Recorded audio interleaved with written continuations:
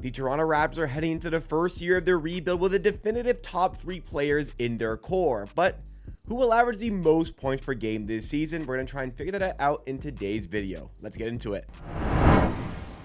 Welcome back, everybody. This is Amateur Sports 2, the second channel in the Amateur Hour Production Network, where we go through additional Toronto Raptors content in videos just like this. And today, we're showcasing the new setup here, the new software that we're using for the videos on this channel, as well as for streams. So stay tuned for more. But drop a like if you do enjoy along the way. And let's get into things here. So we're discussing Scottie Barnes, RJ Barrett, Immanuel Quickley. Which of these players are going to average the most points per game this season for the Raptors? As I typically would do, I do consult the Amateur Hour Army, the Amateur Sports community. That is my main channel, Amateur Sports, with over 17,000 subs. If you haven't checked out that channel, honestly, I'm a little surprised that you've found this channel without knowing of that one first, but I would go and check that out. But I like to ask various questions in the community section regarding polls on questions just like this. And usually I have a good gauge of where that poll is going to end up. Usually I have a pretty good understanding of,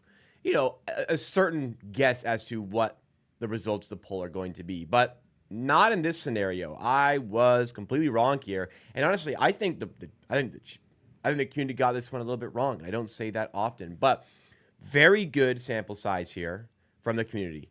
3.1K votes. 57%. So more than 1,600, like 1,800 people of the people who voted say Scottie Barnes is going to average the most points per game on the Raptors this season. RJ Barrett got 35% of the votes. Immanuel Quickley got 8% of the votes. And other got 1% of the votes, which I can only assume is just engagement bait, troll bait, because it's not going to be anybody other than these 3 players. I mean, surely. But for the sake of making a completely unbiased poll, I have to give the opportunity for any possibility to come arise up. Now, the poll. 57% of people say Scottie Barnes. Now, I don't think it's ridiculous to think Scottie Barnes could outscore RJ Barrett, but it seems rather unlikely based on the way last season went. RJ Barrett was obviously spectacular when he arrived with the Raptors, but I still think Barrett will improve from an efficiency standpoint, or sorry, will decrease from an efficiency standpoint, but improve from a usage standpoint. And I think like 21.8 points per game, I think he could go up. At the very least, I think he could stay relatively the same. But for Scottie Barnes, last season he averaged 19.9. I understand at the start of the season he was averaging more. That number came a little bit down as the season went on. And I actually think Scottie Barnes' efficiency will improve this season. But, I'm very much thinking RJ Barrett's going to up this number this year from 22 potentially to 23. I don't know if I'm super confident in Barnes going up that high. I understand and I recognize that Barnes is the first option for this team, but just because he's the first option, as rightfully so, doesn't necessarily mean he needs to be the first option as far as scoring, the main scorer for the team, because Barrett, especially proved last season, he's the more talented and gifted scorer. I mean, man, when the Raptors give him a runway, allow him to cut the way he does, get to the rim, kind of loop around from right to left, as he circles kind of through the top of the key into the left side to go up with his left hand to the rim or make a good decision there. He's fantastic. His shooting has improved. I think it will continue to be on display in that improved manner this season. So for me, the right answer to this poll here is certainly that RJ Barrett should be the leading scorer for the Raptors this season. Again, a little bit surprised that he was not the winner in this poll. But, hey, that's why we ask. Everybody, of course, is entitled to their opinions. Now, what stock do we give Immanuel Quickley? What potential do we give Immanuel Quickley to actually lead the Raptors in scoring this season? To be honest, not much. I'm in agreement with the poll on the 8%. I don't think it's impossible for him to do it, but it's going to be an uphill battle for him to average even 20 points per game this season. And it's not down to his ability.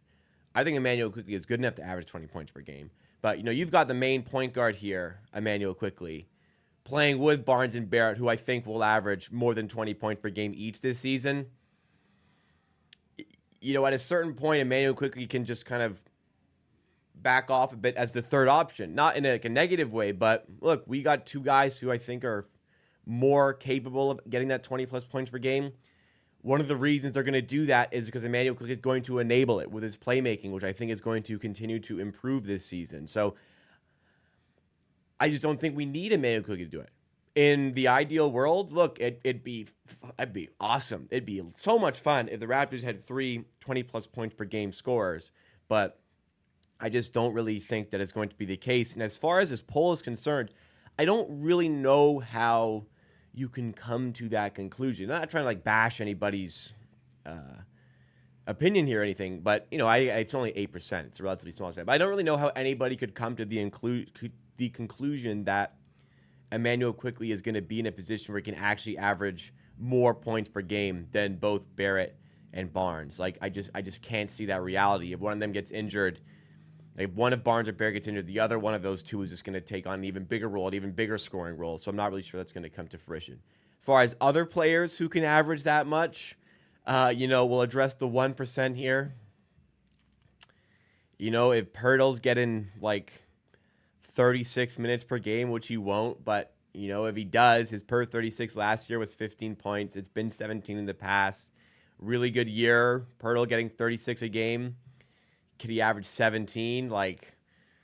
Everyone else is a bad year. Grady Dick all of a sudden decides he's just the best player on this team, puts up 19, and it's a downer year for Barnes and Barrett. I don't know.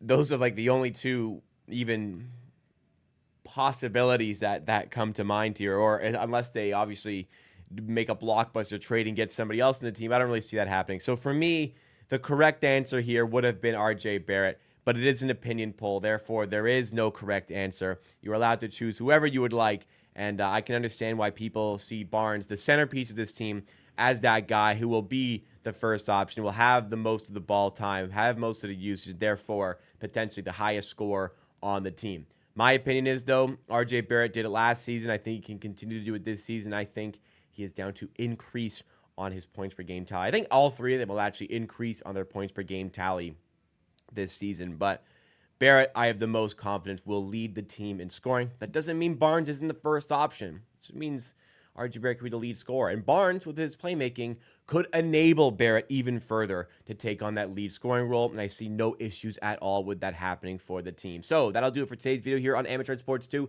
Let me know your thoughts and opinions on this topic in the comments down below, or going over to the poll yourself. But you're much more easily heard in the comments here rather than in the poll with over 3,000 voters over there. But make sure you subscribe to the main channel, Amateur Sports, for more Raptors content that is higher edited, higher production than this channel here, where we just like to have a little bit of fun. Check out my other channels as well, my live stream reactions channel. Subscribe to this channel. Check out another video here, and I'll see you again next time for another video right here on Amateur Sports 2.